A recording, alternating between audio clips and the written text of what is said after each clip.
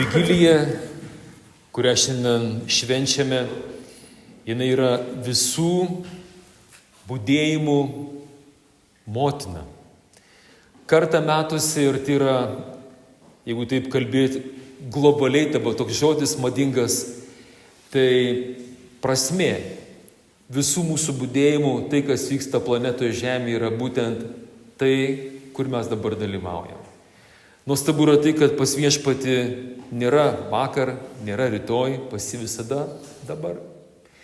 Ir dabar viską tai mes dalyvavome klausydamėsi Dievo žodį. Nuo pat pasaulio sukūrimo.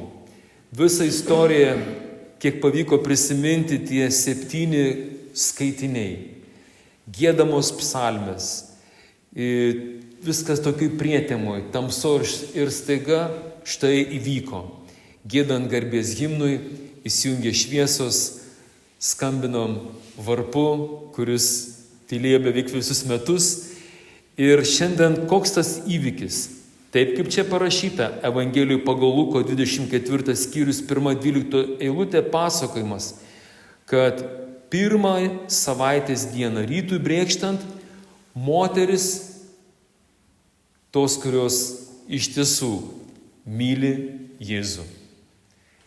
Apie vyrus nieko neparašyta, bet vyrai suvaidins kitą vaidmenį. Jos eina prie kapo nešdamos tepalus ir manydamos, kad jos atliks, kad ir tą žemišką, labai žmogišką, moterišką patarnavimą pateps,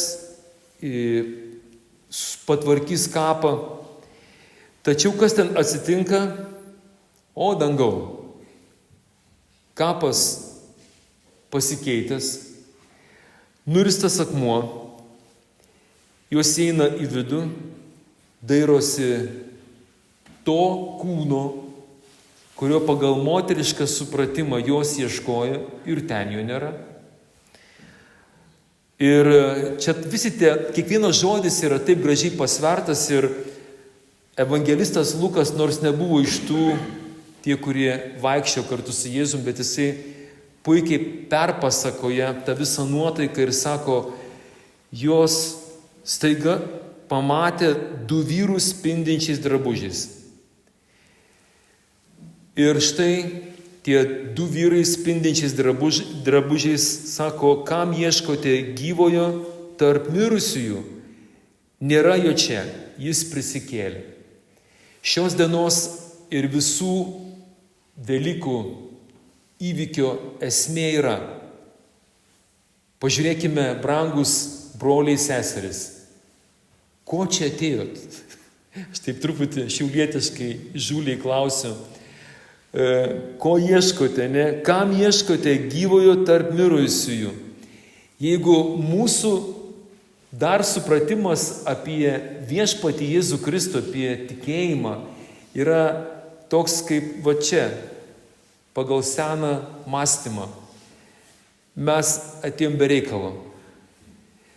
Nėra tokio Dievo, kurį aš maniau galbūt, koks jisai netgi, su kuriuo galbūt vaikščiojau žemėje. Tos moteris, jos turėjo patirtį, jos su Jėzumi gėrė arbatą, o gal ir kavą. Įsivaizduojat, tai jos buvo draugės, jos patarnavo Jėzų, jos lietė, jos apsikabindavo. Jeigu mūsų laikais, aš manau, ne vieną pasidarė tą asmenukę ir pasidalino su visais, štai aš, man pasisekė. Ir įsivaizduojat, kokią sampratą mes atsinešam. Mėlyje, kokią sampratą yra kiekvieno iš mūsų ir kaip kažkada tai mokė mūsų ordino generolas, turiu viltį, jis bus paskelbtas ateityje ir šventuoju, toks Giacomo Bini. Jisai sakė, klausykit, broliai, tą momentą, kai jūs jau supratot, kad žinote, koks yra Dievas, trinkit taip pat lauk, nes tokio nėra, viskas. Neįmanoma Dievo suprasti iki galo. Ir jeigu mes atėjome ir ieškome tokio Dievo, kurį aš jau supratau, tokio nėra. Kam ieškote gyvojo tarp mirusių? Nėra tokio Dievo, kurį tu gali suprasti. Vienintelis būdas su mūsų viešpačiu Jėzumi Kristumi tai bendrauti. Tie žmonės, kurie ateina ir vis dar ateina, arba kurie ieško, norėdami jį suprasti, taip ir lieka tokių ieškotojų lygmenį. Jie yra archeologai, biblistai, kas dar tokie? Švento rašto aiškintojai, kunigai, kaip mes.